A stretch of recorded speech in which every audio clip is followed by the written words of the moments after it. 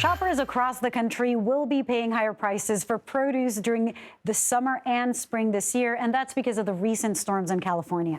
A series of atmospheric rivers unleashed torrential rain and wind on California's growing region between December and March, affecting a range of crops from strawberries to broccoli. It also led to stunning blooms you can see from space, but the flooding unfortunately forced many farmers in the northern part of the state to abandon their crops ahead of the April harvest. Supply chain experts say that smaller harvests will lead to higher prices in the produce aisle. Basic supply and demand.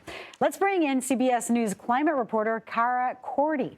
Cara, why were farmers forced to abandon their crops? Was it the flood? I mean, what does that entail? Well, the flood had a lot to do with it, Lilia. We know that floodwater brings debris and contaminants wherever it goes. But it became California law in 2006 that any edible part of a plant that touches floodwater must be destroyed. So think about the effect that had. 100,000 acres of farmland in California flooded. So think about the effect that had on row crops, like you said, strawberries, broccoli, lettuces. That's a lot of damage. That's a lot of produce that can no longer be sold. But also it had effect, these rains, the wind had a lot of effect on orchard crops as well. These trees that produce things like almonds, different kinds of nuts, also stone fruits like cherries and peaches. Those orchards would ordinarily be blossoming when these rains were coming down. So those blossoms were either destroyed from the wind and rain, or very simply, it kept bees from pollinating these blossoms. So a lot of damage was done to the produce area that thrives in Northern California. Now, Cara, how crucial is April when it comes to these farmers' livelihoods? I mean, what does this month signify? Yeah, April is a transition time, obviously into spring, but in the winter, the United States gets a lot of their produce from Southern California, sometimes Arizona and Mexico. But as it gets warmer in those climates, there's a transition northwards.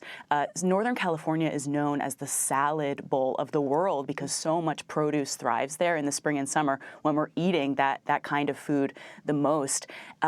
Produce in California is a major industry. California is the #1 producer and exporter of agriculture. That amounts to a $50 billion industry that employs 420,000 people. So these rains came down just at the start of spring when farmers were beginning that harvesting season. And now these delays are going to create a lag. Some farmers, as we said, are going to abandon their fields altogether, but some of them may be delayed 2 weeks, 3 weeks, even a month, and that's going to put a really big dent into our produce supply. And of course, this is a Climate Watch. Talk to us about the impact that climate change has on all of these storms and, of course, even in how expensive produce becomes. Yes, well, we know that as the world gets hotter, which it is, weather becomes more severe and severe weather becomes more common. Take these atmospheric rivers, for example. California ordinarily relies on atmospheric rivers to get them out of their droughts. They usually get 5 to 6 a year, and that amounts to about $1 billion in damages. This year, between December and March, there were at least 16 atmospheric rivers that hit California. So they got 3 times the amount of storms and got an estimated $6 to $7 billion of damages. So that is catastrophic. In one way, California was coming out of an historic 3-year drought. It was the driest 3 consecutive years in California history. So farmers and agriculture experts I spoke to said when they started to get these rains, they were happy, right? Because it was bringing them out of the drought. But too much rain is not only bad for produce, it's bad for livelihoods. 20 people died because of these atmospheric rivers.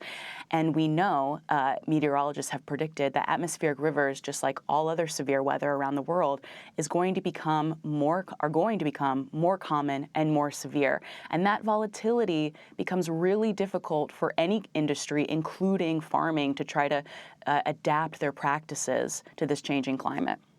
Well, Cara, thank you so much for that perspective. Cara Korte.